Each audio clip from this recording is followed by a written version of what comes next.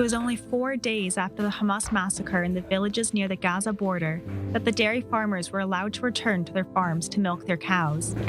השעון במכון החליבה, הזמן בו החל הפוגרום, שנת 2023, ברפת קיבוץ אלומי.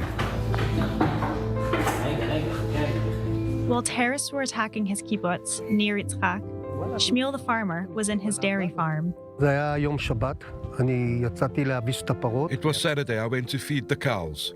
At 6:30, I heard the siren go off. As I'm used to it, I took no notice, but continued working. I couldn't imagine what was going on near the kibbutz gate. I was almost done working, and on my way home, I saw the commotion. I ran home, shut myself in the safe room with my wife. We heard the terrorists around our home, and they also entered our home. It was terrifying. Shmuel's son-in-law, Tal Chaimi, was taken by Hamas to Gaza while he was trying to protect his family.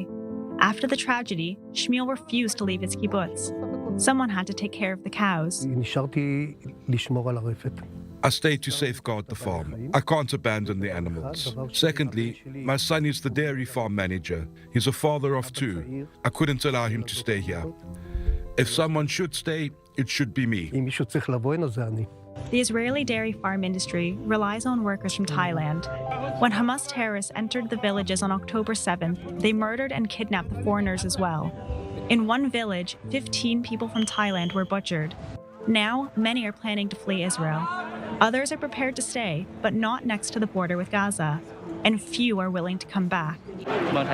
I will stay in Thailand and cope with my mental health in the meantime. I have lost 10 of my colleagues. To save the remaining cows, people from across Israel have volunteered to keep the dairy farms working.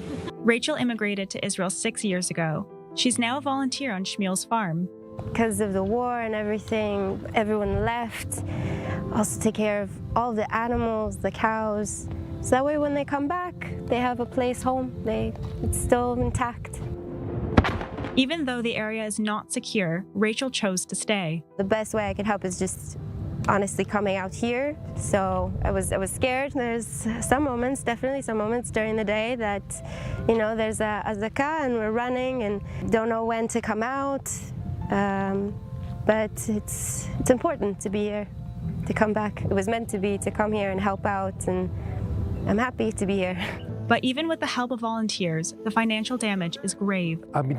With the volunteers, we mainly keep the farm afloat. It means feeding the cows and milking them, not more. The damage is severe because we don't take care of them properly.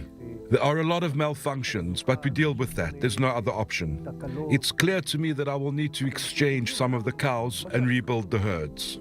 Some cows died after not being milked for 3 days, and one dairy farm in Kibbutz Kisafim was shut down after the female dairy farmer was murdered. Now, in the midst of the war, the government has decided to prolong the dairy import, which will damage the dairy farm's income even more. To save the area's milk industry, Shmuel is pleading for government help. Now, except for the government, everyone is supporting us. The only ones who have not shown their support are the government. It's very frustrating. I want to say to them, remember us after this war ends.